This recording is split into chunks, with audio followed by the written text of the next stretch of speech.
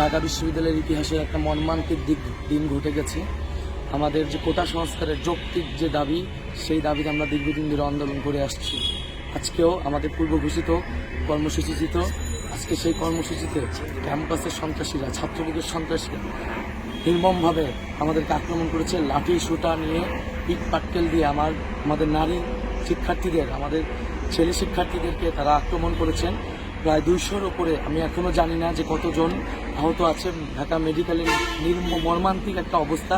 করিডোরে করিডোরে সবাই, ছেলেরা মেয়েরা শুয়ে রয়েছে, চিকিৎসার কোনো ধরনের ব্যবস্থাও সেখানে নাই। ইমার্জেন্সি গেটে পর্যন্ত সন্ত্রাসীরা হামলা করেছে, ভিতর থেকে মেয়েদেরকে বাইরে এনে আক্রমণ করেছে।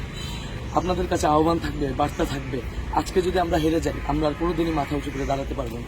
আমরা একটি ন্যায্য দাবিতে আন্দোলন করছি, কোটা সংস্কারের জন্য। সেই আন্দোলনের জন্য আজকে যদি আমাদের জীবন দিতে হয়, আমাদেরকে জীবন দিতে হবে। আজকে যদি আমরা হেরে যাই, আজকে রাতে যদি আমরা প্রতিরোধ করতে না পারি, আমরা কিন্তু আর কোনো করব না। আপনারা প্রস্তুত হন। সকলেই আমি জানি ক্যাম্পাস এলাকার আশেপাশে আছেন, আপনারা ক্যাম্পাস এলাকার আশেপাশে থাকুন, নিজেদের মতো গ্রুপ গ্রুপ করে সংগঠিত হন। এবং যারা বাইরের আছেন, ঢাকা বিশ্ববিদ্যালয়ের আশেপাশে আছেন, সবাইকে আহ্বান জানাবো আপনারা ক্যাম্পাসের দিকে আসুন। আপনারা গ্রুপ গ্রুপ করে সংগঠিত হন। আমি এই ভিডিওর শেষে কিছু নাম্বার দিয়ে দেবো, এই নাম্বারগুলোর সাথে আপনারা হোয়াটসঅ্যাপে যোগাযোগ করবেন। কিছুক্ষণের মধ্যেই আমাদের কেন্দ্রীয় মিছিল বের হবে। অলরেডি সায়েন্সে হলে তারা অবস্থান নিয়েছে। মেয়েরা আপনারা হলে হলে অবস্থান করুন, হলে হলে আপনারা মিছিল শুরু করুন। ছেলেরা তাদের হলগুলো দখল করুন। হলে যাতে কোনো সন্ত্রাসী না থাকে, হলগুলো আপনাদের নিয়ন্ত্রণে নিন, হলে অবস্থান গ্রহণ করুন। সায়েন্সের হলে তারা অবস্থান নিয়েছে আমাদের ভাইরা।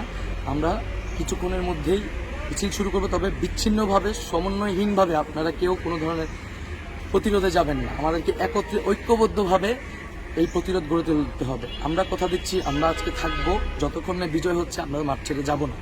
আপনারা আমাদের আহ্বানে সাড়া দিন, আপনারা প্রতিটা হলে হলে সংগঠিত হন এবং আমরা যে নাম্বার দেব সেই নাম্বারে যোগাযোগ করেন এবং সারা দেশে যে যেখানে আসেন আপনারা নেমে আসুন।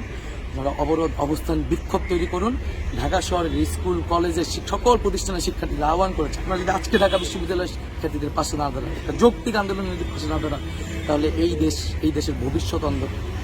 বন্ধুগণ, আমাদের মেডিকেলে যারা সহায়তা দিতে পারবেন, আমাদের ব্লাড দরকার, সেখানে পর্যাপ্ত চিকিৎসা দরকার। চিকিৎসকদের কাছে আমরা আহ্বান জানাচ্ছি, আপনারা এখানে আসুন, অন্যান্য হাসপাতালে এখানে ট্রান্সফারের ব্যবস্থা করুন এবং সুসংগঠিত হন। নিজেদের মতো করে 10 জন, 20 জন, 30 জন করে সুসংগঠিত হন। আমরা যে নাম্বার দিব সেই নাম্বারে যোগাযোগ করুন।